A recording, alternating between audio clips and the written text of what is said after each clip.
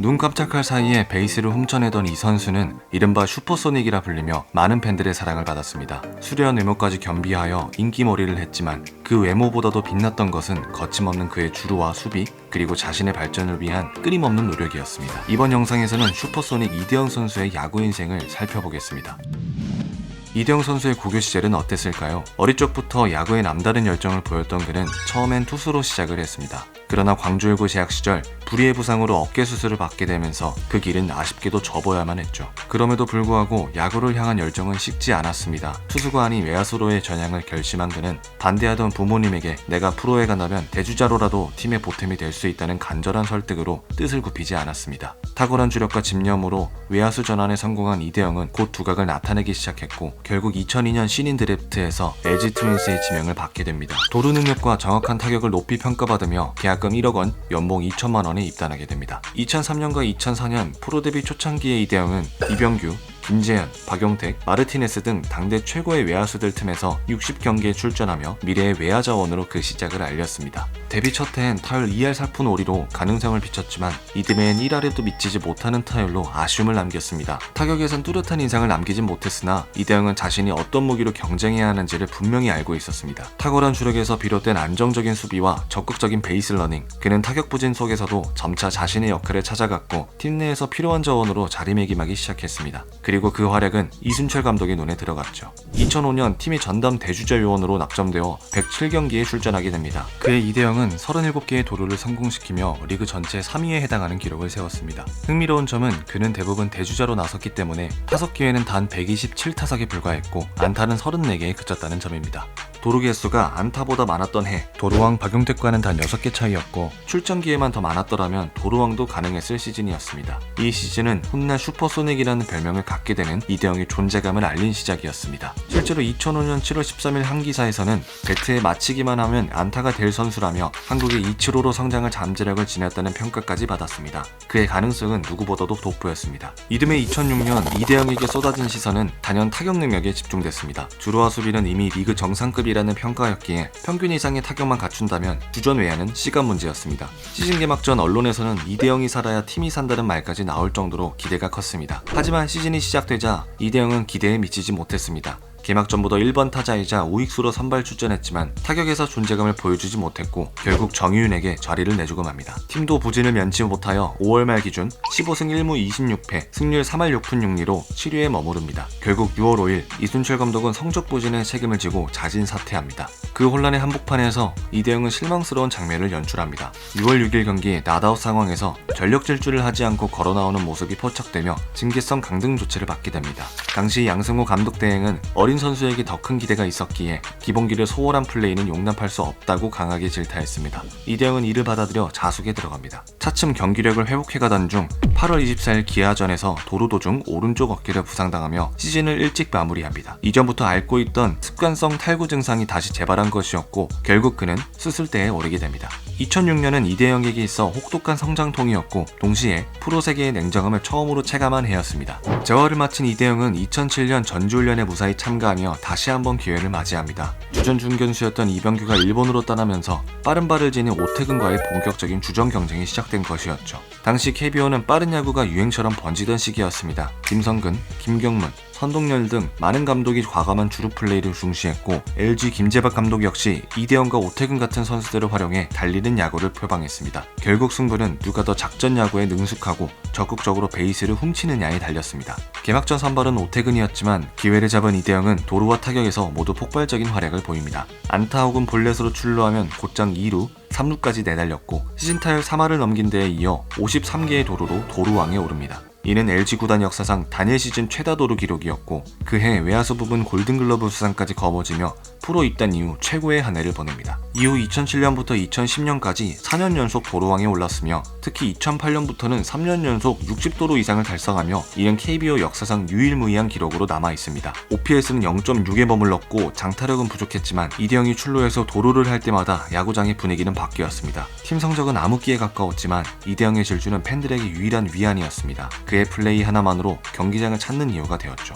당시 그의 스피드는 워낙 빨랐기에 투수의 습관을 분석하기보다는 직감으로 몇 번째 공에 뛸지 미리 정해두고 스타트를 끊었다고 말했습니다. 이런 비범한 주루 감각에 팬들은 치타고기를 먹은 것이 아니냐, 자메이카 국적이 아니냐는 농담을 던지며 그를 경이롭게 바라봤습니다. 이대영의 질주는 끝없이 이어질 것 같았지만 2011년부터 위기가 찾아옵니다. 오랜 약점이던 타격 능력이 본격적으로 노출되기 시작한 것이죠. 내야한테 의존하던 타격은 수비 시프트에 맡겼고 특유의 타격폼이 흔들리며 2루 땅볼이 늘어났습니다. 여기에 5월 투구의 다리를 맞아 부상을 당하면서 페이스는 완전히 무너졌습니다. 그의 이대영은 타율 2할 4푼 9리, 출루율 3할 1푼, 도루 2위에 머물며 주전으로서 가장 부진한 시즌을 보냅니다. 시즌이 끝나고 이대영 선수는 자신의 부진을 극복하기 위해 연말에도 훈련장을 찾으며 다음 시즌을 준비했습니다. 다음은 그해 겨울에 나온 기사입니다. 뛰는 것 하나만큼은 한국 프로야구에서 최고로 자랑하는 슈퍼소닉 이대영이 2011 시즌에 아쉬움을 떨쳐내고 내년 시즌 진정한 톱타자의 모습으로 돌아오겠다는 다부진 각오를 보였다. 이대영은 12월 자유훈련 기간 내내 실내 연습장에 나와 굵은 땀방울을 흘렸다. 무려 2시간이 넘는 고강도 웨이트 트레이닝부터 시작해서 가벼운 캐치볼,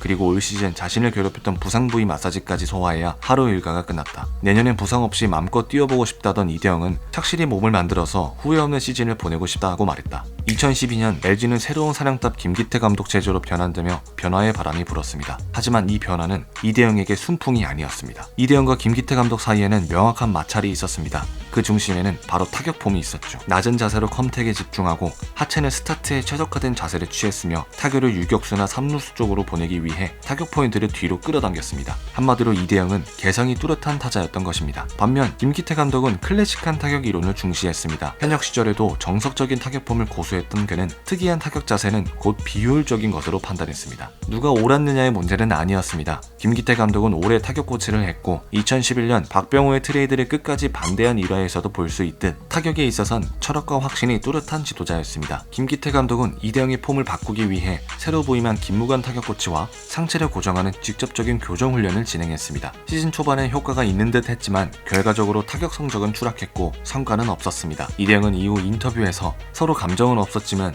의견은 끝내 좁혀지지 않았다고 회상합니다. 문제는 2012년에 그치지 않았습니다. FA를 앞둔 2013년까지 부진이 이어지면서 타율은 회복되지 않았고 도루마저 급감했습니다. 그의 최종 기록은 차마 입에 담지 못하는 수치들이었죠. 결국 그는 다시 신인 시절처럼 대주자 요원으로 전락하고 말았습니다. 2013년 시즌 종료 후 이대영은 FA 자격을 행사합니다. 우선 협상이 기간이 시작됐지만 예상대로 LG의 반응은 냉담했습니다. 협상 마감일이 돼서야 받은 조건은 4년 계약이었지만 보장 금액은 고작 6억 원. 비록 직전 3년간 부진을 겪었지만 여전히 젊고 팬층도 두터운 이대영에게 이는 납득하기 어려운 수준이었습니다. 그는 제안을 거절하고 타 팀의 제안을 기다리기로 합니다. 일각에서는 그 어떠한 오퍼도 없을 것이라고 봤고 대부분은 그가 결국 LG로 돌아갈 것이라 봤습니다. 그런데 우선 협상 종료 직후 단 하나의 문자가 도착합니다. 바로 기아 타이거즈 관계자의 연락이었죠. 이튿날 이대영은 기아 측과의 미팅을 가졌고 구단은 원하는 계약 조건을 직접 말해보라 제안합니다. 이대영은 기대했던 액수를 솔직하게 제시했고 기아는 곧바로 수락합니다.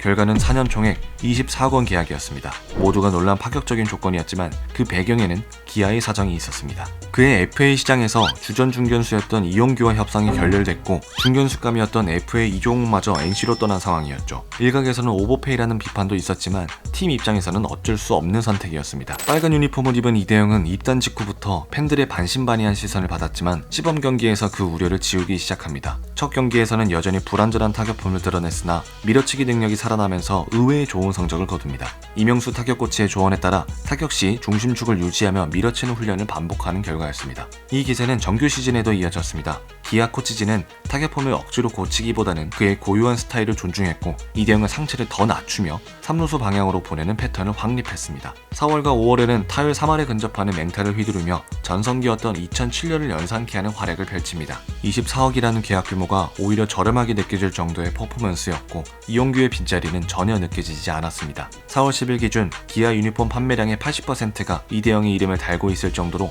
팬들의 반응은 뜨거웠습니다. 그 열기는 시즌 내내 이어졌고 그는 타율 3할 2푼 3리, 출루율 3할 7푼 1리, 장타율 4할 돌파라는 최고의 성적을 남깁니다. 2014년이 역대급 타고 투자 시즌이었던 것을 감안해도 그의 성장은 놀라웠습니다. 도루수는 다소 줄었지만 그 외의 모든 지표는 완벽했던 시즌이었습니다. 그리고 이런 상승세는 다음 시즌에 대한 기대감으로 이어졌죠. 그런데 2015 시즌 이대영은 두 가지 큰 사건을 맞이합니다. 첫 번째는 KBO의 10번째 구단 KT 위즈 창단이었습니다. 신생 구단의 리그 적응과 균형을 위해 특별 지명 제도가 마련되었는데 각 구단은 20인의 보호 명단을 제출하고 KT는 이 명단에 들지 못한 선수 중에서 한 명씩을 지명할 수 있었습니다. 주전 선수라면 당연히 보호 명단에 포함되어야 하는데 2014년 11월 28일 이대영이 보호 명단에서 제외되었다는 사실이 알려지며 팬들은 큰 충격에 빠졌고 언론 또한 이해할 수 없다는 반응을 보였습니다. 하지만 이 일은 두 번째 사건과 맞물려 있었습니다. 2015년 선동열 감독의 뒤를 이어 김기태 감독이 기아의 새 사령탑으로 부임한 것입니다. 구단 측은 외야 자원이 풍부하다는 입장을 밝혔고 이대영 또한 구체적인 입장을 피했지만 이는 감독과 선수 사이에 미묘한 갈등이 있었음을 암시하는 대목이었습니다. 기아 팬들의 아쉬움과 허심탄회한 감정을 뒤로하고 검정색 유니폼을 입게 된 이대영은 2015년 시즌 초반부터 KT 위즈의 공식 첫 안타를 기록하며 전 시즌과 견줄만한 타격감을 뽐냈고 도루 능력도 다시 살아났습니다. 신생팀을 이끌며 팬들의 큰 사랑을 받았고 2015년 올스타 출전과 함께 시즌 중 임시 주장으로서 팀을 든든히 이끌었습니다. 2년 연속 3할 타율 달성은 그의 진가를 다시금 입증하는 성과였습니다. 2016년에도 기세는 이어져 143경기에서 192안타 37개의 도루를 기록하며 여전한 기량을 과시했습니다. 특히 192안타 중 174개가 1루타로 이는 KBO 역대 1위 기록입니다. 장타가 부족하고 출루율이 타율에 비해 낮아 세이버 매트리스 상에서는 완벽한 타자로 평가받지 못했지만 그럼에도 불구하고 그의 노력으로 만든 192안타는 노력의 산물임을 부정할 수 없었습니다. 3년 연속 3할의 타율을 넘으며 이제는 정말 타격에 눈을 뜬 모습을 보여줬지만 어느덧 30 중반의 나이가 된 이대영은 그의 강력한 무기였던 스피드 부분에서 어느 정도 에이징 커브를 겪고 있었습니다. 예전부터 도루 성공률을 줄어들었고 그의 베이스 러닝은 점점 소극적으로 변해갔죠. 수비 범위도 눈에 띄게 줄어든 것을 확인할 수 있었습니다. 2017년 시즌이 시작되고 전반기 마지막 경기인 7월 13일 경기에서 역대 세 번째 500도루를 달성합니다. 대도 전준호, 바람의 아들 이종범에 이은 기록이었고 역대 최연소 페이스였습니다. 1등인 전준호의 기록도 50개를 남겨두고 있었기에 큰 문제만 없다면 역대 1위 기록을 수령할 것이라는 게 지배적인 여론이었습니다. 그런데 8월 6일 SK와의 경기에서 도루를 하다가 그만 일이 발생합니다. 왼쪽 발이 베이스와 닿는 과정에서 큰 충격을 받았고 전방 십자인대 파열이라는 안타까운 소식을 전했습니다. 이로 인해 시즌은 아웃됐고 더 이상 그의 도루 혹은 시원한 질주를 볼 수 없었습니다. 이후 시즌이 끝나고 2차 FA에서 KT와 2년 계약을 맺었지만 2년간 20경기도 나오지 못하면서 수술 후 재기에 실패했으며 2019 시즌을 끝으로 2020년 4월 10일 현역 은퇴를 선언합니다. 그렇게 통산 1603경기에 나와 2할 7푼 8리의 타율과 KBO 역대 3위에 달하는 505개의 도루로 슈퍼소닉의 여정을 마무리합니다. 이대영 선수는 누구보다도 자기 자신을 잘 아는 선수였습니다. 본인의 장점이 무엇인지를 알고 그것을 극대화하여 어떻게 돌파구를 마련할 것인가에 대한 답변을 찾아내는 선수였죠.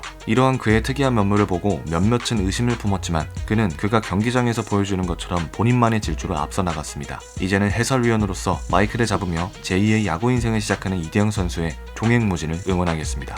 오늘의 이야기는 여기까지입니다. 계속해서 재미있는 이야기로 찾아뵙겠습니다. 감사합니다.